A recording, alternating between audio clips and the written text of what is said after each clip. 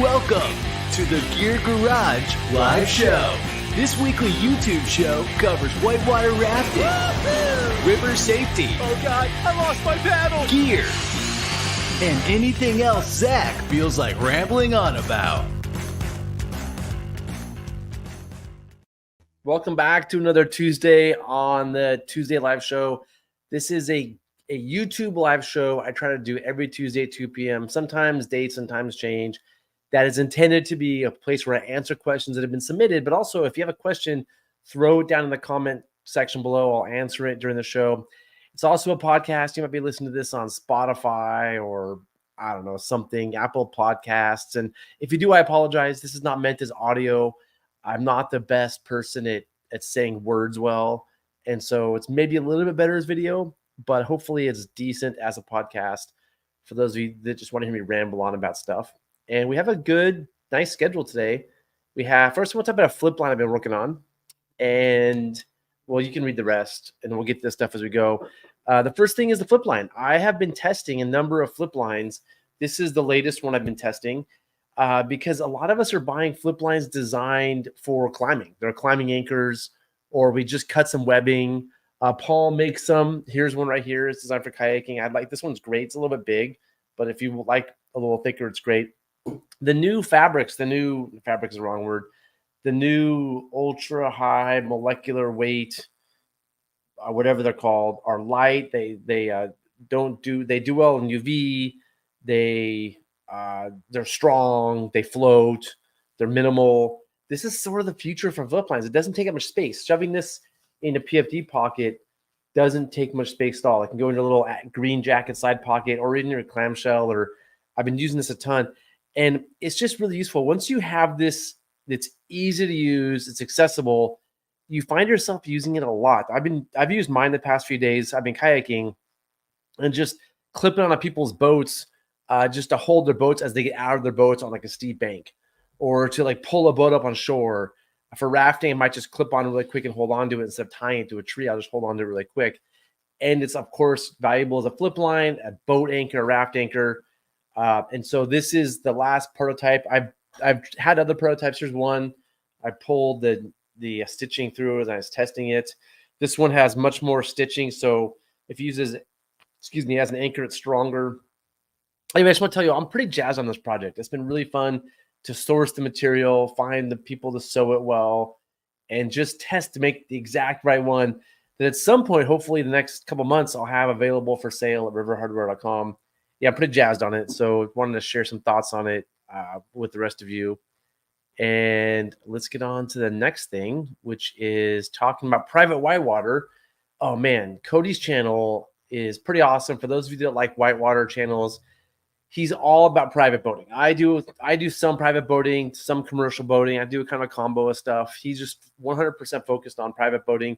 And it's a lot of stuff I would say that's like how to get permits, how to plan a private trip, stuff I don't even deal with. I really don't ever get permits. When I go private boating, it's usually on unpermitted rivers. I don't enjoy group planning for private trips. I do it for work, so I have no interest in it. And Cody talks a lot about this stuff. It's a great channel. He's at 980 subscribers, and 1,000 subscribers for a YouTube channel is a huge milestone. And so he's so close. Let's get him over the hump. There's 17 of you watching right now. I know that. I can see it. It's a fact. And so those of you watching, if you just click over, I don't care if you leave this, just leave this for good. Go over to his channel, maybe watch one of his videos. But really, like, let's get him to 1,000. It'd be sweet if he get there today. He puts a lot of effort into it. I know it would be pretty meaningful for him to get there. I'd be stoked for him to get to 1,000. And again, there's so many great videos here worth watching that, if you have some time, why not just watch some of his videos? Like, it's a great channel. So please support it. Let me see if I refresh it, and if he has more than 980, that would be cool. Does he have 980? He has 981. Look, that might have been us. So I'm going to actually leave this off. Probably close this in a second, but man, it'd be super cool to get everybody over to, or to get this over to 1,000. Okay. Sean has a comment. Did you see the footage of the Chilcotin finally? Yeah, it's pretty cool. That was really interesting stuff. These things have happened all over the world, these big landslides of dammed rivers. But this is probably the first where there's like helicopters flying around documenting it, which is pretty cool. So yeah, that was pretty neat. Okay, back to our agenda. We talked about the flip line I'm super excited about.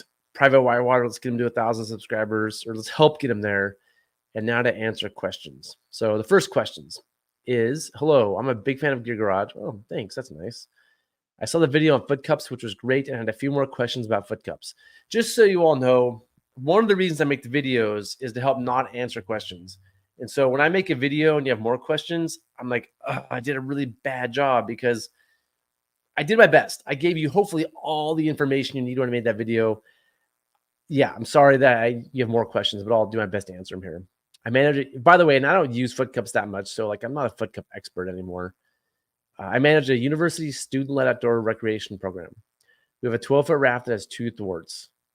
Okay, well that's probably part of your problem. You probably want 3 thwarts, but I'm going to go on. The center compartment is an awkward span for one paddler to use the thwarts to lock themselves in. We're thinking about putting a set of foot cups in the center compartment to help with the span issue, as well maybe fit 2 people on each side for that center compartment rather than just 2. I don't understand. Maybe fit 2 people on each side for that center compartment rather just, I don't understand that, but whatever. I would love any thoughts you all have on foot cup placement, installation tricks, etc. that you might have.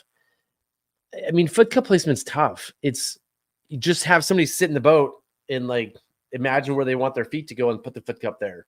There's not a whole lot more to it. I probably, man, a 12-foot raft with 2 thwarts. I mean, I don't know. If are you a recreation program that only owns 1 raft? Because if you are, I probably would just not mess with it. Like you have 1 little raft that people use. If people want to go run stouts and be rad, they probably need to get their own raft. The 12-foot raft the program owns is probably not adequate for a lot of stuff. I'm just guessing. If you're a whitewater program and you have a bunch of rafts, I could see how you might want to do this. But in terms of putting foot cups in, you just guess where you put them and you put them there. And then usually you're wrong. Like every time I put a foot cup in, like a month later, I think, oh, I should have put it at more of an angle or further out. Like you never get it right. You just do your best. And it is what it is. And for installing it, I mean, you just like, it's like gluing a patch, except it doesn't have to hold air. Like when you patch a raft, the patch over a hole has to hold air. A foot cup, when you put a foot cup in, it just has to be attached. And so if you mess it up, it's not the end of the world. They're not fun to do. And so I would try to avoid it. I would almost try to figure out, could you put a 3rd thwart in there somehow? Could you somehow figure out, maybe attach 2 attachments and put a 3rd thwart in the middle somehow? So that's my best guess about having any more information. Yeah, you just guess and then glue it in. Okay. Blair, subscribe to Cody's channel a while ago. I like his videos, very informative, really down to earth. Yeah, he's awesome. He's a firefighter, and he's a hero, and he's a great dude to bow with. Okay, Heidi, I've stuck with the Sterling Rabbit Runner as a flip line. Yeah, that's solid. That's what I've used forever. That Traveler from Rafting Mag sent to me. Oh, cool. There are small loops for carabiner on either end. Have you tried this product? Yeah, I mean, I have tons of these. I mean, do I have any here in front of me? I have tons of these Sterling Rabbit Runners. It's I think we introduced Trevor to it the first time. This is a little bit better than the Sterling one. I'm always trying to get better. It has the same loops at the ends for a carabiner like that. It's just a little thinner, a little lighter. I don't think the Sterling Rabbit Runner. I have to see which one it is. I'm pretty sure the Blue Water one is really good. That's the one that we started with. The Sterling one, I think I know that one is, if it's yellow, it's too thick. But this is the one based on flipping a lot of boats myself, teaching a lot of classes. This is what I want. Every time I have a flip line I bought from a climbing company, I'm like, oh man, I wish it was different based on this, and this. And after testing a lot of different ones, this is it. It's really close to the Palm one that I was selling before that I sold out of. It's just a little wider. And it's just a little bit better than the Palm one, I think. But we went a little bit wider and a tiny bit thicker. And there's more sewing here because I don't want this sewing to come out. Anyway, yeah. I don't know which one Trevor sent you, so I can't really talk about the Heidi. Okay, back to this. Here's a pin we arrived at in Blossom Bar. Looks like an outfitter's gear boat that was stuck. Oh, this is a video that was sent to me. Yeah. When he showed up, there's a 3-to-1 with a small group rigged river left, trying to pull the raft upstream out of the picket fence with 2 throw ropes tied together going across the river for a raft-assisted vector pull. Wait, there's a small group river left trying to pull the raft upstream. I'm not sure how that works. 2 throw ropes tied together is probably not going to work. It's definitely not going to work. Okay, hold on. Let me. I gotta preface this. Okay, I am not a swiftwater rescue instructor, and so anything I say, like you should probably ask a certified rescue instructor. Anything I'm about to say is based on my just experience. All I have backing me up is my crappy YouTube channel that you're watching right now. I'm not like ACA certified. I'm not Rescue 3 certified. So take it or leave it. This is free advice. You're talking to an uncertified person, but I have strong opinions based on experience. And so, yeah, I have very strong opinions. I'm going to tell you them, but I want to be really clear that you should probably, if you want real advice, take a class from a certified swiftwater professional rescuer. Okay, let's get back to this because I'm going to have, I know it's vector pull, I'm going to have thoughts. Okay, so first of all, tying 2 ropes, 2 throw bags, depends on the throw bag, are not generally great for pins. And 2 of them together, that's like 150 feet of not great rope. If you vector pull on that, it's going to stretch them so much, you're going to get to 20 degrees in no time. When you're doing a vector pull, if this is a straight rope, 0 degrees, when you're at 10 degrees, it's basically a 3-to-1. And you get to 10 degrees really fast just based on like the rope stretching, the knot stretching, the like raft changing its shape just a little bit. You get to 10 degrees no time. At 30 degrees, which is like, I don't know, like that, it's a 1-to-1. It's useless. And more than 30 degrees, it's worse. It's worse than 1-to-1. It's like 0.8-to-1 or whatever it is. So like vector pulls only work when this angle is basically small, right?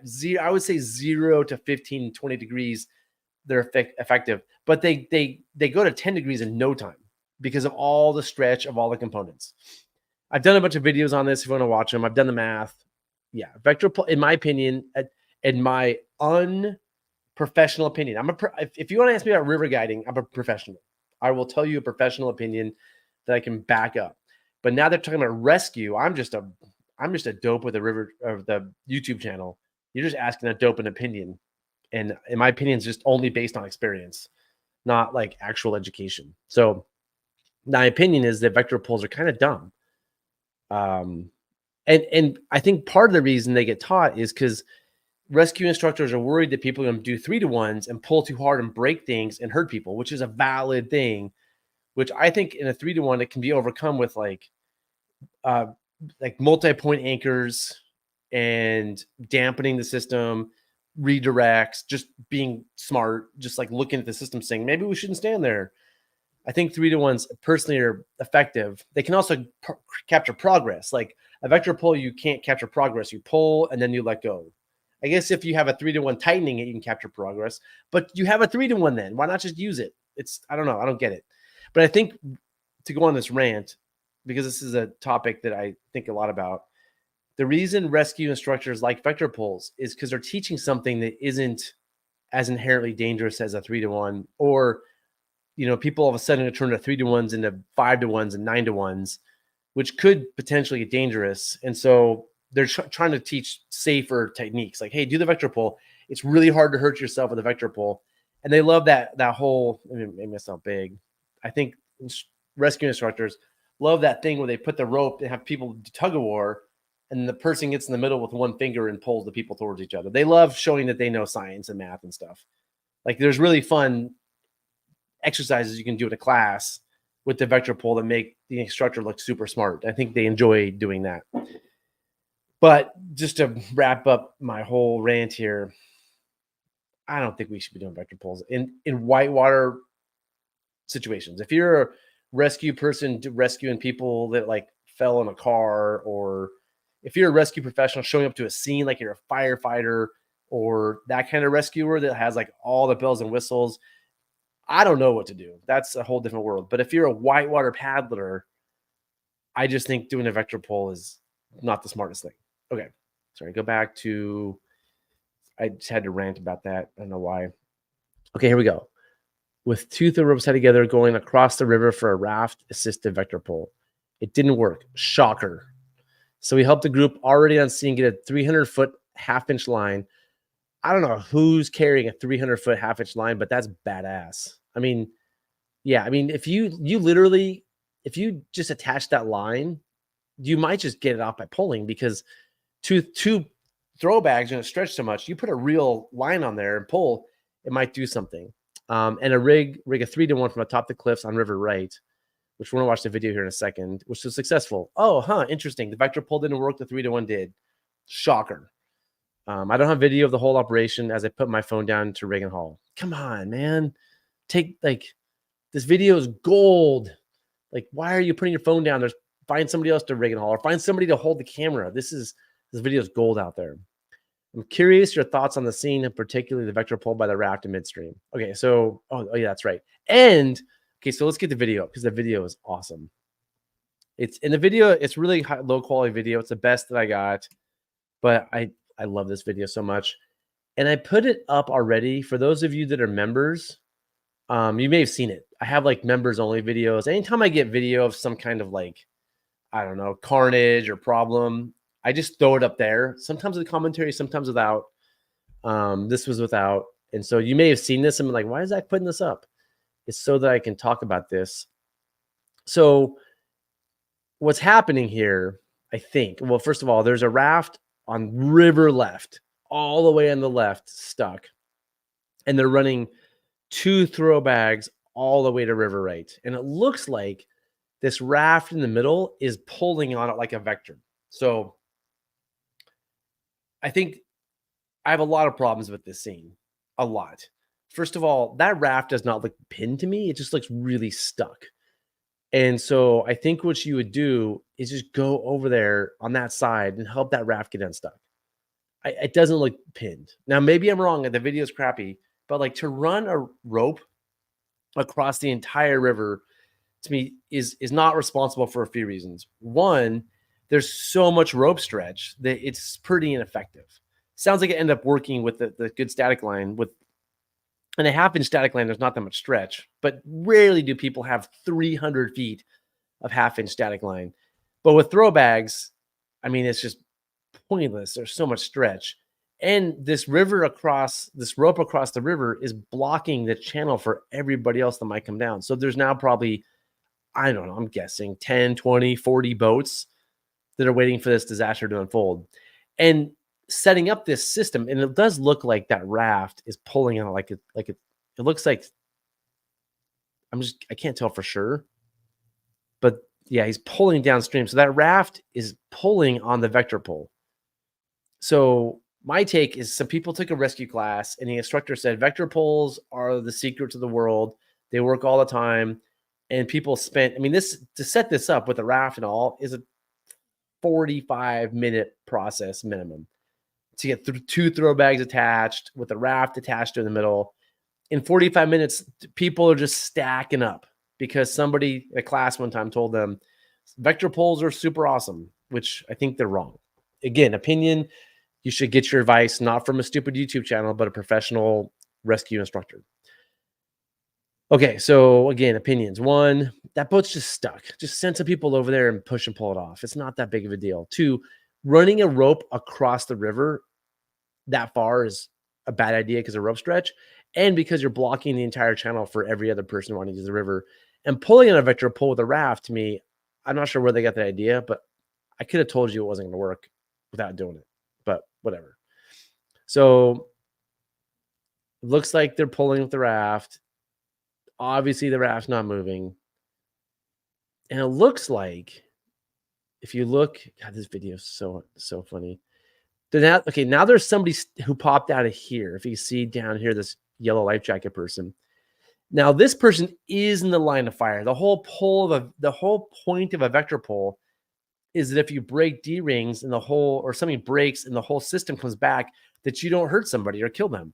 Well, you've just negated the vector pull because you now have somebody in line of fire. It looks like he's pulling on it too, which, if I'm going to use that vector pull concept, if I'm going to do this, I'm going to do a 3-to-1, get it really tight, and then maybe attach a flip line or something like my flip line to get like 10 feet away and just pull on the rope and just see what happens. Just to get a little bit, maybe a person pulling like can use the vector pull concept, but my primary is the 3-to-1. That's how I get the rope tight to begin with, because you need a tight rope. Again, as soon as you get to 10 degrees, you're at 3-to-1. And once you're at 30 degrees, you're a 1-to-1. So it's basically the same as pulling. And so you have to minimize the angle. The only way to minimize that angle is a really tight line. And the way to get a tight line is to have minimal stretch rope, which is not throw bags, and use a 3-to-1. That's how you tighten it up. And I know some people say you should use a transport hitch, but like only like 3 people in the world know how to do that in the field. And one of them probably forgot because their adrenaline's high. Okay. So I don't know. They're pulling. It's not working, obviously. Duh. They're pulling. And yeah. And then here, this is just a little video of, it looks like they got another rope out. This might be the 1/2-inch rope to do the 3-to-1, which took them another, I don't know, to get so they had their whole vector pull set up, didn't work. And then now they're like, let's get the static line out there. They've been here for hours at this point, right? And there's probably so many people upstream who like need to get to camp, who are in the sun getting dehydrated. They're getting frustrated because of these mistakes. So I'm going to say, like, what I would have done in this situation is gone over to River Left, eddy down River Left, walked a bunch of people over there, and just see what you can do with people power. It doesn't seem like there's anybody else over there. They could have walked over there and helped this person while people floated the rapid. And then a few hours later, when it doesn't work and the river's not crowded, which I'm guessing is crowded right now, then if you want to do your insane rope across the river system that's not blocking everybody's way, maybe do that. But I don't know. So I have a lot of thoughts about this. Here, let's go back to the end. Obviously.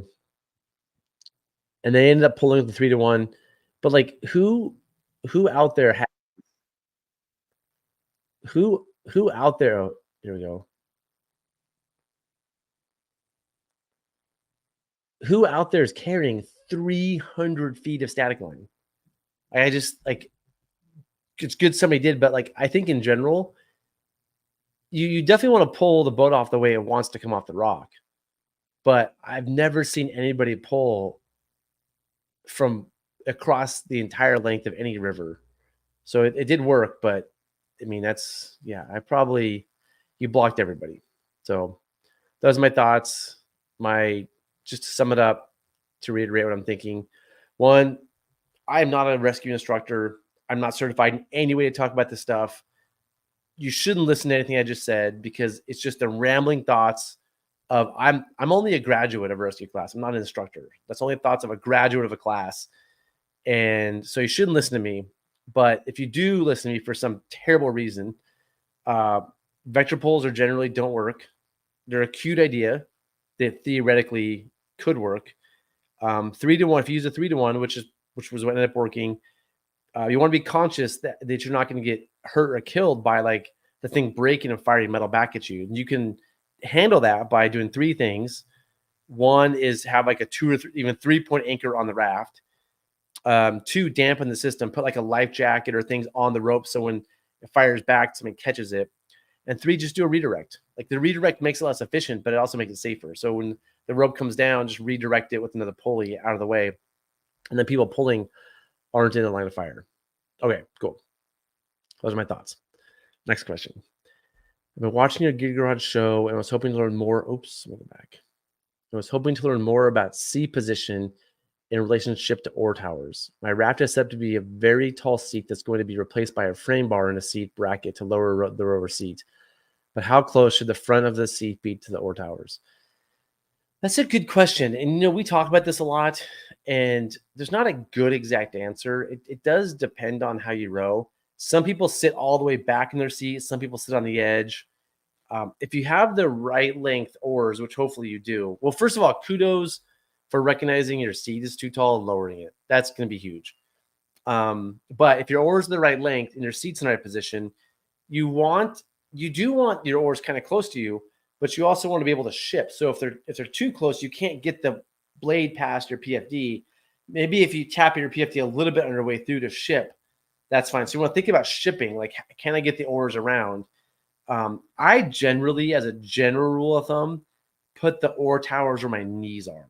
So as a very general rule of thumb, if I'm sitting forward, then my knees are more forward. I'm sitting back, my knees are more back. But we're based on where I'm sitting, about where my knees are. But then maybe I adjust them a little bit forward and back based on how well I'm going to ship.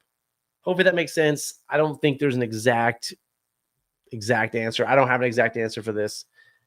This is something I should study a little more carefully and do a video about, but also, like, I put people in boats all the time. The oar towers are probably off by like 3-4 inches all the time, and everybody's fine. So it's not like a major thing. If I'm going to look at like the things that affect my performance the most when setting my raft, it's having a seat that's not super high and having the right length oars. And those are the two things. Like where your oar towers are exactly, I don't think is a huge thing. And again, like I would say if they're matching up with your knees, that's a good start. Okay, I just got into whitewater rafting this year after a lifetime of rowing drift boats for fly fishing all over the West. I recently moved to Tennessee and would love to get on a trip down the Middle Fork. Do you have any advice for me, just on my own, getting on a Middle Fork trip without being part of a large group of my own?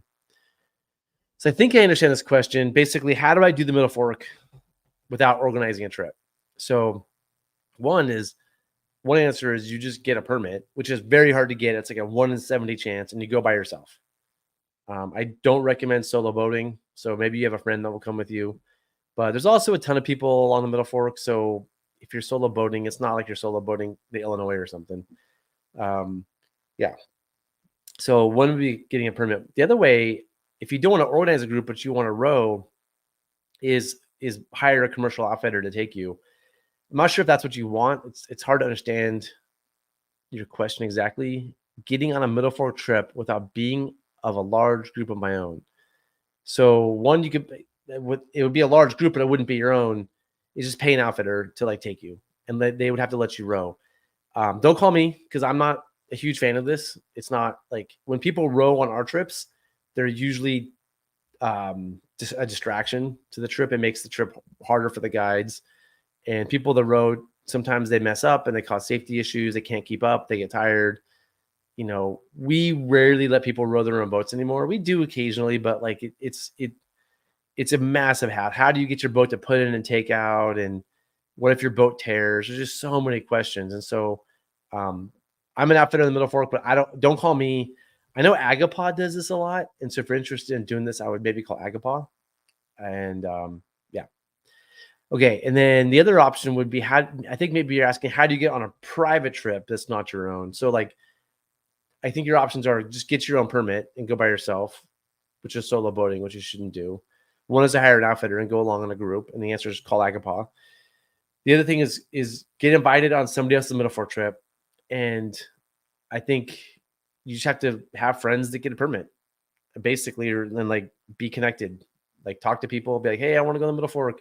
If you ever get a permit in Tennessee, if there's some sort of outdoorsy boating club, join that and go to meetings and be helpful. And I go boating with people, like you just have to meet people and then hopefully you get invited. The key, I get asked all the time, like, how do I make boating friends? It's just like, be a nice, responsible person. Don't be a dummy.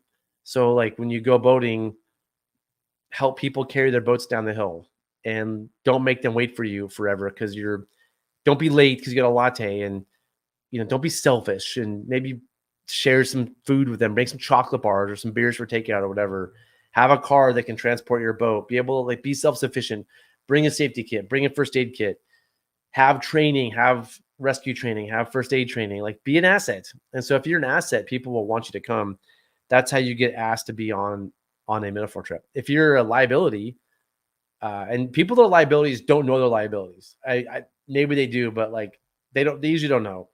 But if you're, you always need help carrying your stuff and you are always the last one to get ready and you are useless in an emergency, and you're not that fun, I'm not sure why people would want you. So basically I would just say, like, I don't know, be a boater and be a good boater, and eventually it will happen. Or pay Agapa or somebody like that will take you down. Right, or tower position. I sit and go through rowing motion. I set or tower so the towers move the same distance forward and back. Huh. I'm not sure. I'm not sure how that works. I set or tower so the or towers move the same distance. They should move the same distance forward and back. Oh, I see. Like you want them so that they go wherever they are, they go the same forward when you're leaning forward as they do back. Yeah, I'm not sure if that makes sense to me, but maybe it does. Could also middle fork permit have schedule flexibility. Yeah. Yep. Yeah, I mean, you can also there's been a lot of drop permits this year because people I don't know, people get permits and then they find that the water's gonna be low and there's new rapids and they're like, oh, I don't want to go. They don't do the research before they get the permit. So this year we saw a lot of small groups out there, like 2-person groups for sure. Yeah, rowing schools can be a great way to meet people. We have so many like groups of boaters that have met in our classes and become boating friends, and they get permits together. And I even got an email from somebody who took a class 4 school the other day saying they went on a private trip and were really frustrated with how the other boaters weren't boating safely together. We really pushed like tight boat spacing, looking out for each other. And then I hear from some boating groups that come take classes with us that they love the safety awareness of the people they met in the class and they became boating friends and they start doing trips together. That is a way, but just going to one of my classes is no guarantee you'll meet people. Like our classes, we like to encourage that, but I can't guarantee you're going to meet people in one of our classes. And our classes are expensive. It's an expensive way to meet people. Okay, moving on. Raft cleaning and maintenance. Hey, I love your YouTube channel. Thanks. I just bought a 2022 Air Tributary 16-foot from my late neighbor. Sweet. Man, a 16-foot Air, sweet boat. I was wondering if you had any videos or pointers on cleaning, polishing, or general upkeep outside of just keeping it out of the sun. I want to make this boat last a long time, so I want to be sure I'm taking care of it. I don't know. I can't remember what videos I've done out there. So you could just search, maybe search YouTube for like type in Gear Garage. Here, I'll just do it. Let me pull up. Let's see. Let's go to find out if I have videos. One thing you can do is type in the search bar Gear Garage Raft Maintenance. Hopefully I spelled that right. There's raft repairs, raft repair kit. That might help. More raft repair. I don't see maintenance repair. Yeah, lots of raft repair. So that's a quick way to find out if I have a video on something. So it doesn't look like I do, but I think this is a good question for air because I mean, my general question would be to clean it.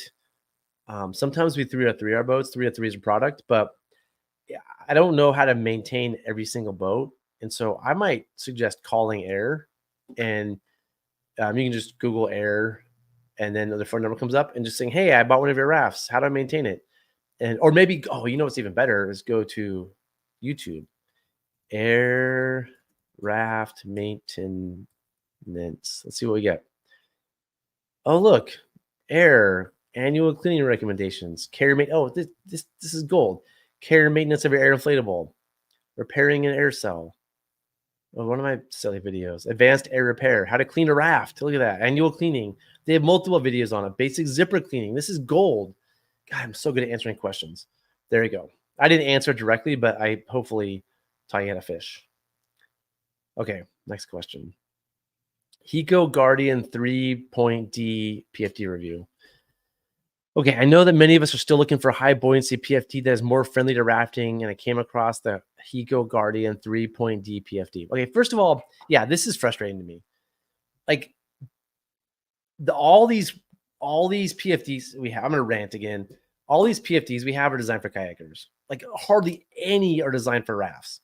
It's insane. And I think that the Astral Indus is a good attempt at making a medium flotation PFD for kayakers, and it's adequate for some people who want a medium flotation PFD, right?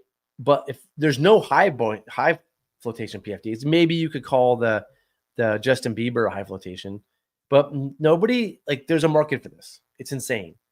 And they keep making PFDs for like 113-pound kayakers. Okay, rant over. All right. This is a European company that does not have U.S. Coast Guard recognition, but I think that ISO certification may satisfy Rangers. Yeah, you would think that. You would think that, but it turns out that's not correct because some Rangers follow the law, and the law is very clear in most states that they have to be Coast Guard approved. And although the Rangers recognize that the ISO certification is maybe more stringent and that the PFD that you want to wear has more flotation and making it more safe, they care more about following the regulation than safety. And I've had this conversation with the Rangers. They don't care that the PFD is better. They care about following the law. So yeah, it's not going to, nice try. If you're a private boater though, on some rivers, they don't care. If you're a commercial guide, they do care. But the Grand Canyon, they're not going to let that fly. Okay, anyway, and the law says, I mean, there's law that says you have to have a Coast Guard approved PFD. So it doesn't say you have to wear it, says you have to have it.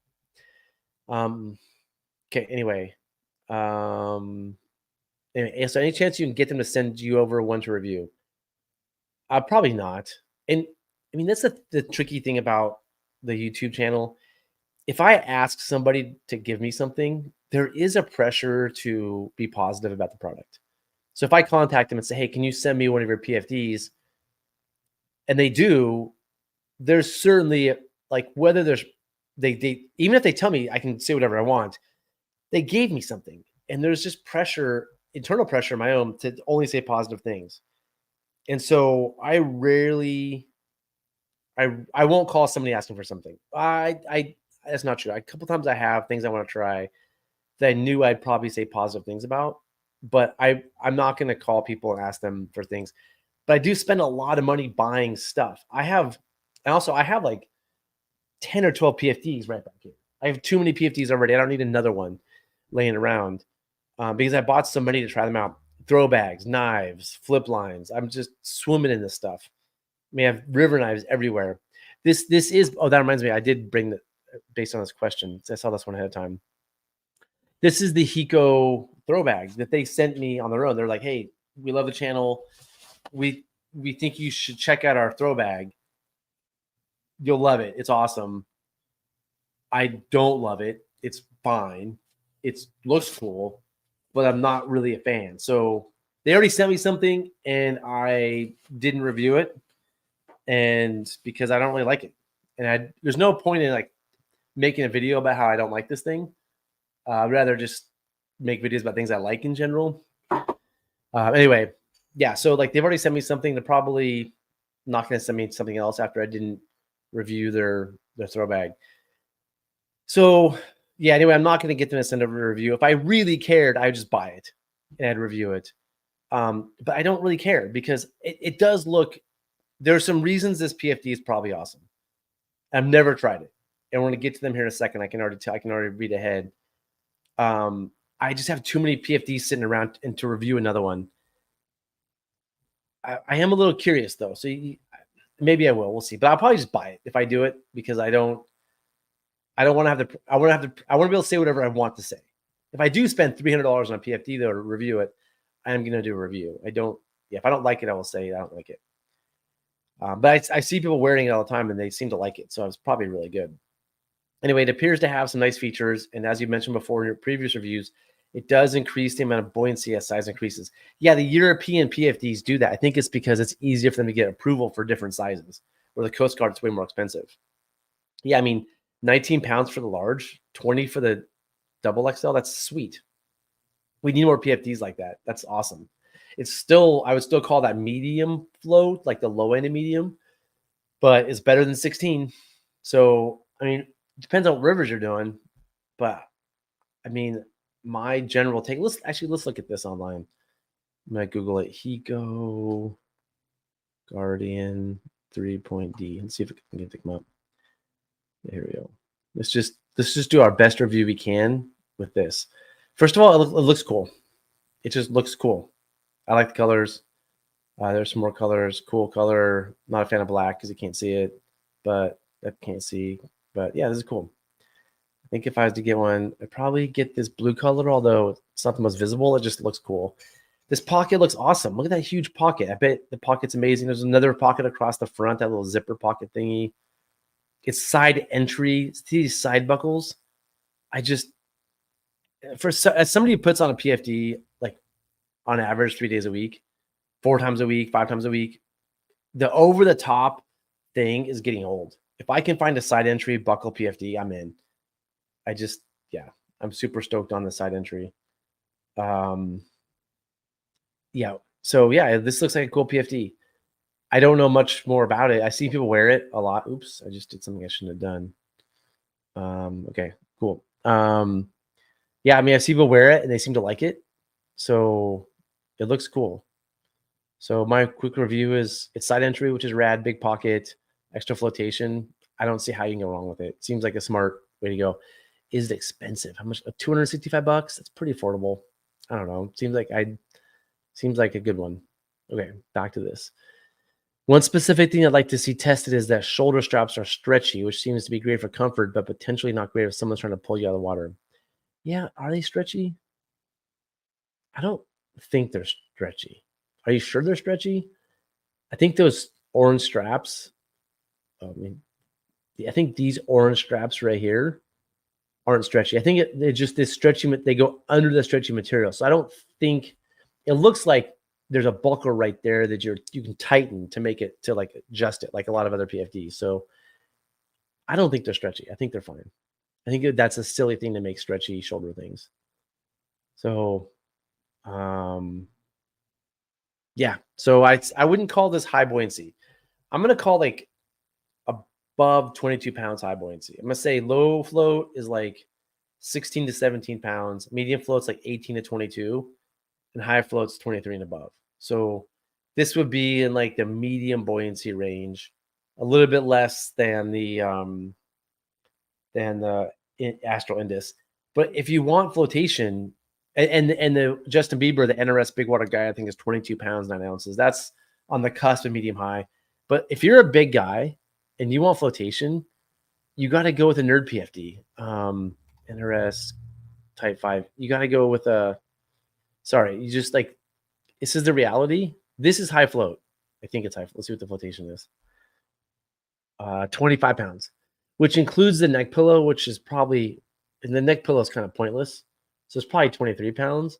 But if you want flotation, unfortunately, this is your option. If you want high float, get this or some other thing like that. Maybe like, I don't know, let's see what this rapid rescuer thing is. The NRS. Let's just go back to NRS. Oh, sorry, I didn't have this up. This is the PFD. If you want flotation, you got to wear a nerd PFD. That's just how it is. You're gonna look dorky, but whatever. But there's also this rapid rescuer PFD. If you want flotation, maybe this has more than medium. Let's see where we're at. Specs. 22 pounds. Yeah. So like still the high end and medium. Or there's like that. Wait, it's like, there's a one that Sean you wear. I forget what it's called. I might have more. But yeah. So the quick answer to me to review your question, I'm not going to ask them for a free PFD. It doesn't make this show authentic, because I'm going to be positive because they sent me a free PFD. But it looks cool. I think it looks fine. It's nice that it has more flotation, but I'm going to still call that medium flotation. You call it high flotation, but it's medium. And I don't think those things are stretchy. Yeah, Sean, the Rescue Ops PFD. Yeah, let me see if I can find it. Rescue. Who makes Ops PFD? Let's see if I can find this one. Yeah, the 4.6. Now this is super. I'm gonna call this nerd alert too. Like, this is kind of a nerdy PFD. It's a little too rescue squirrel. It's got all kinds of rescue squirrel stuff on it. You are going to look a little bit like a nerd, not as much as that NRS one, but 26 pounds of flotation, like that's what you want. If you're 240, 250, 260, 300 pounds, you need 26 pounds of flotation. If you're gonna run rapids, if you're gonna stay on like the class 2, maybe do the rogue, you're probably fine. I'm not saying you're fine. Probably fine. Maybe fine. But if your goal is to go do the Wind, the Tuolumne, go do class 4, go to the Illinois, Selway, and you're 240, 250, 260 a plus, this 26 pounds of flotation, that's the flotation you need. So I would say almost like a good rule of thumb is you want 10% of your body weight of flotation. So if you're 165 pounds, yeah, that green jacket's probably awesome. But if you're 220 pounds, you probably need a 22-pound PFD. So that's when like the Justin Bieber, the NRS guide vest, or the or what else? Some other PFDs of flotation. The Indus, right? The Indus. I lost my train of thought. If you're 220, the Indus or the Justin Bieber are probably appropriate. But if you're 250 and you have a 16.5 pound PFD, that's not good. Now, people are going to say, well, body mass is neutrally buoyant, so you're going to float the same. Maybe you're still going to float the same. The problem is that you're static floating. It's when you go down underwater, how fast do you rise back up? What's the force on your body? How quickly do you resurface? So when you fall out in Mule Creek Canyon, you could be underwater that whole time because there's boiling water. There's not much force pushing your body back up. And if I remember Newton's second law, F equals ma, you need force to make your mass accelerate. And so, you want that force whether you're neutrally buoyant or not. Okay. Ooh, the NRS Vector. Actually, I'm not always a fan of NRS PFDs. I kind of associate NRS with like a low quality brand. And so it's hard to wear a PFD with like a low quality brand name on the front. It's like saying, hey, it's like wearing a Walmart t-shirt, it's a little bit embarrassing, but that's my main reason I haven't bought this PFD. Otherwise it looks pretty awesome actually. Yeah, I mean, black is not the color I go with. I'd probably go with this red. It has, what's the flotation on this? Let's see this one. I mean, the large, extra large is 18. The smallest 15.75. That's not much. They have it graduated by flotation. The extra large is 18 pounds. So like, I wish it was 22, but whatever. But this does look pretty cool. It has like this big clamshell pocket in the front. Has a rescue harness for those of you that want to throw yourself in the river tied to a rope. I'm sure that's a lot of you. And it has these cool side zipper pockets I saw. Like, this is the future. Better storage, more storage. Like, that's a killer place to put a flip line right there. Like the front pouch. I mean, NRS just designed this. In 2024, every PFD should have a phone pocket, a place to put your phone. Maybe that's what this pocket is. Maybe it's not, but like there should be hey, this is the pocket the phone goes. I don't know why PFD manufacturers aren't thinking about this. We all have our phones. We're all shove them in the pockets. It'd be really cool to have a dedicated phone pocket. I could rant on and on about PFD designs and how frustrated I am that there's just nothing. Nobody has asked a rafter that I know of, what would you like? They just keep making these PFDs for kayakers. And even then, I'm not sure they're asking the right kayakers. They're asking like these class 5 plus kayakers. They're not asking the people that like day in, day out are doing class 3. Like, what are the pockets would you like? Maybe if you're a phone, like that would be, if a PFD had a phone pocket, I would be jazzed. I take my phone with me every day boating, take photos, document things. Like if there's a wrap, it sure is nice to document it. Emergency communication device, especially with the iPhone's new satellite emergency SOS stuff. I can take notes. Like I use my notepad sometimes to remember, like if something happens or somebody asks me a question, I take notes. It just seems like we're all taking the phones with us. The Vector doesn't have the buy your kidney pockets. It has these cool pockets right here though. I think that's a bonus. Instead of like the Astral just has, these, the buy the kidney pockets, I think are ridiculous. Like most people can't reach back there to open them in the real world. They're good for like some pulleys and prussics and stuff that you hardly use. And a flip line, you could put a flip line there, but if you can't get to it and I've put my flip line there in the past and I forget what side it's in. So I have to open them both up. And then by the time I open the second one up, it's been too late.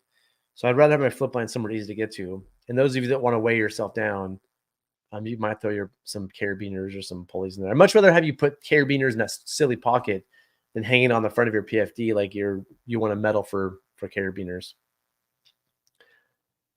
Okay, well, I think that's it. I think I've ranted enough today. Lots of good questions, a couple decent answers. Thank you all for watching the show, for putting up with my nonsense and my ranting. Just to summarize the whole show, I'm not a rescue professional. You shouldn't listen to me about rescue. But PFD manufacturers, give me a call. Come on, let's make something awesome. Let's make a 22 and 25 pound PFD that's designed for rafters with a foam pocket, a place to put your flip line that looks cool, it has a cool logo on it. Like, give me a call. It'll be fun to do. Yep. Thanks, Sean. Thank you all for watching. Thanks for being a part of this whole experience of going live on YouTube. I appreciate all the nice comments. And yeah, I'll see you all next Tuesday.